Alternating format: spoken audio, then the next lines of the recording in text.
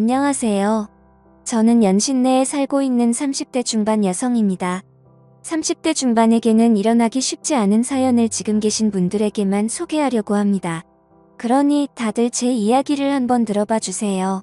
저는 주변 친구들보다는 비교적으로 일찍 27살 때 소개팅 어플을 통해 대기업에 다니는 남편을 만나 결혼을 했습니다. 연애 기간이 짧아서 아이는 천천히 가지기로 생각했고 결혼 생활을 하면서 큰 문제 없이 달콤하고 짜릿하게 보냈습니다. 여느 때와 다를 게 없는 피부만 스쳐도 두 볼이 발그레해지던 신혼부부 시절, 시댁에서 문자 한 통이 왔습니다. 지금 생각해도 정말 소름이 돋는 얘기를 보았는데요. 그 소름 돋는 내용은 바로 도련님을 신혼집에서 같이 한 집에서 살게 하는 것이었습니다. 도련님과 같이 한 지붕 아래에서 살게 되는 것도 문제이지만 더 큰 문제가 하나 있었습니다. 평소 도련님의 행동에 문제가 많았습니다. 회사를 다니면서 노래방을 자주 드나들었고 그 외에도 입에 담기 힘든 일들이 더 많았어요. 처음 상견례 자리에서 도련님을 만났을 때와 결혼식에서의 도련님 옆자리의 여자가 바뀔 정도로 여자 관계가 좋지 않았죠. 하지만 애인 한 명에게 완전 잘못 걸려서 호되게 당한 이후로는 정신을 차리고 직장도 좀 더 점잖은 공무원으로 전향해보겠다고 했어요. 아무래도 공무원 준비생들이 많이 있는 노량진이 서울에 있다 보니 시댁에서는 마음먹고 시작한 만큼 제대로 된 곳에서 해볼 수 있게 해줘야 되지 않겠냐고 하는 것이었습니다. 속에서 천불이 났지만 아무것도 할 수 없었어요. 시댁에서 도와달라고 하고 생활비로 300만 원씩 매달 준다고 하니 따로 할 말이 없었지만 아시다시피 지금은 돈의 문제가 아니었던 거였죠. 남편 말고 다른 성인 남자와 산다는 것 자체가 불편했고 남편과의 한 번뿐인 신혼생활이 이렇게 끝난다고 생각하니 제 인생이 왜 이렇게 처량하고 꼬이는지 솔직히 말해서 300만 원이면 고급 오피스텔에서 혼자 살아도 충분할 텐데 굳이 왜 같이 살아야 하는 이유를 모르겠더라고요. 그냥 돈 줄 테니 너는 입 닫고 내 아들 둘이나 챙겨라는 식으로 밖에는 이해가 되지 않더라고요. 이런 취급을 당해도 지금 집도 시댁에서 해준 집이라 뭐라 할 말이 없었고 평소 경제적인 지원을 많이 해주고 계셨던 부분이라 쉽게 거부할 수 없었습니다. 그 이후 도련님은 저희에게로 왔고 받아들이기로 마음을 먹었습니다. 하지만 생각과는 다르게도 학원을 되게 열심히 다니고 밤늦게까지 공부를 하면서 집에 오면은 바로 씻고 자고의 반복이라서 생각보다 큰 문제가 없었습니다. 평일 주말을 가리지 않고 아침부터 저녁까지 불철주야 공무원 합격만 바라보고 있었습니다. 평소 도련님 혼자 챙겨 먹는 모습이 저는 너무 안쓰럽고 해서 챙겨줘야겠다는 느낌이 들어서 도련님한테 드시고 싶은 음식이 있으면 만들어주겠다고 하였지만 지금처럼 간단하게만 먹어도 된다고 하며 즉석조리 식품만 있어도 된다고 했어요. 이렇게 쉽게 300만 원씩 받으니 저는 처음에 생각한 것과는 다르게 너무나도 기분이 좋았고 경제적으로 풍요로워지니 너무 좋았습니다. 정말 마음을 잡고 공부하는 모습이 너무 보기 좋아 보이더라고요. 예전에 듣기로는 엄청 예민하고 까다롭다고 하였는데 그렇지도 않아서 좋았어요. 그런데 갑자기 도련님이 집을 나가겠다고 하였어요. 남편에게 고시원으로 들어가든 근처 원룸에서 사는 게 좋은 것 같다고 하더라고요. 그 이유가 뭐냐고 남편이 물어보자 도련님은 그냥 신혼집에 같이 있는 게 불편하다고 했대요. 저와 남편은 절대로 안 된다고 하였고 멀쩡하게 살 집이 있는데 왜 그렇게까지 해야 하냐고 말했어요.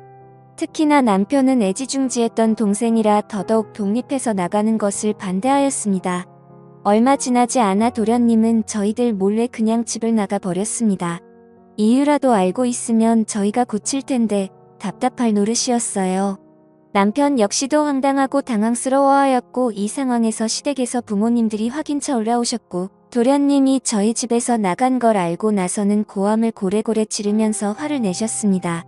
그러고는 저에게 내가 눈치를 얼마나 주면 공부하는 애가 공부에 집중도 못하고 눈치나 보면서 집을 나갔냐고 하면서 말이죠.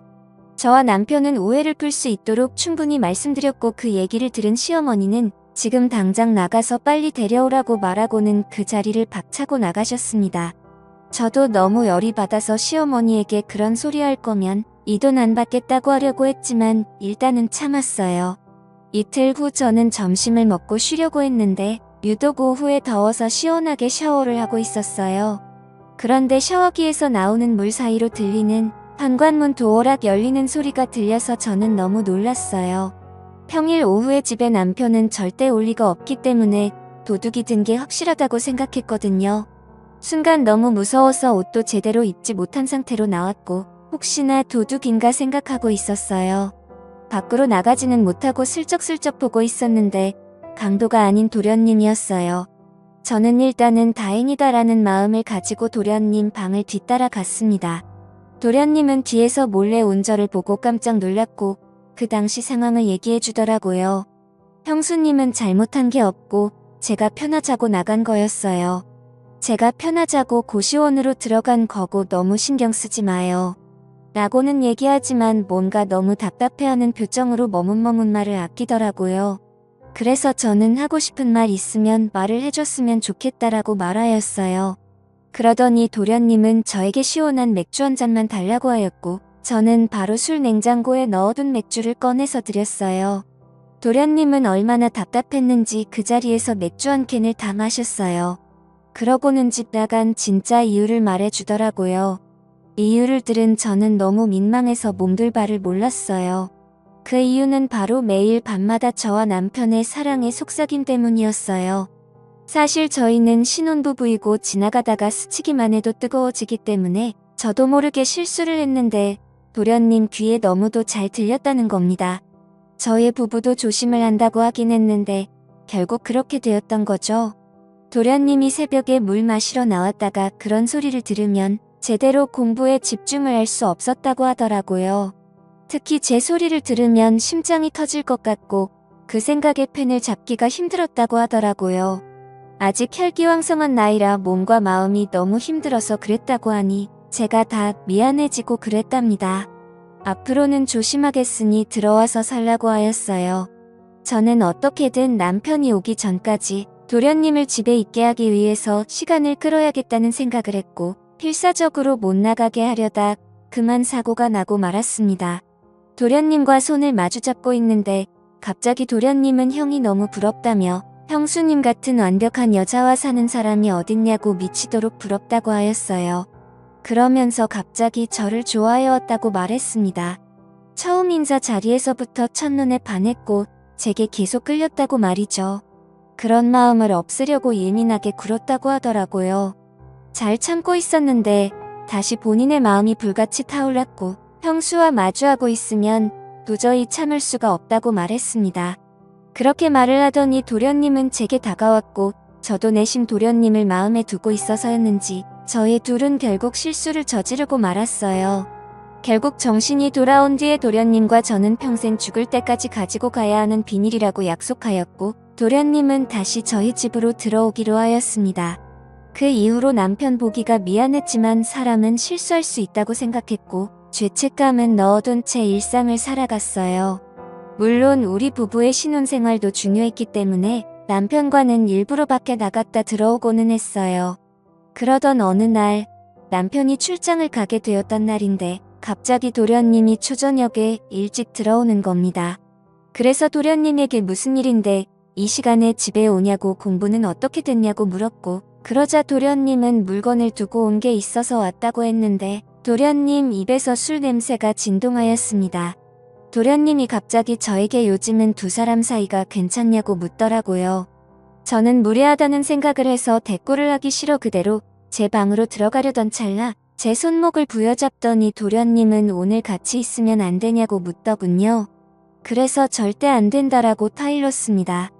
하지만 술에 취한 도련님은 형수와 실수한 거 형한테 다 털어놓을 거라고 하더군요.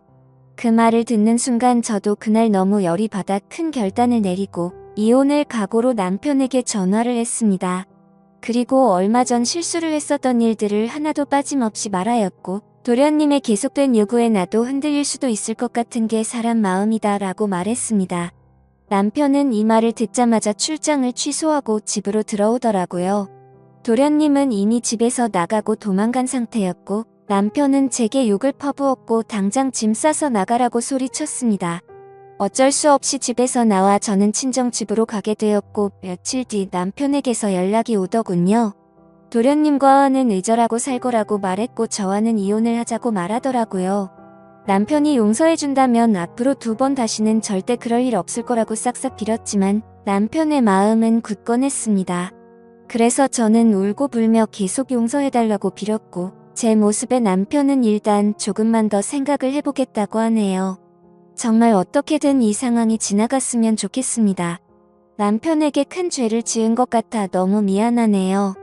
말도 안 되는 거 알지만 잠깐의 실수가 결국 이 사단을 만들어버리네요. 그냥 비밀로 할 걸 괜히 말했나 하는 생각도 듭니다.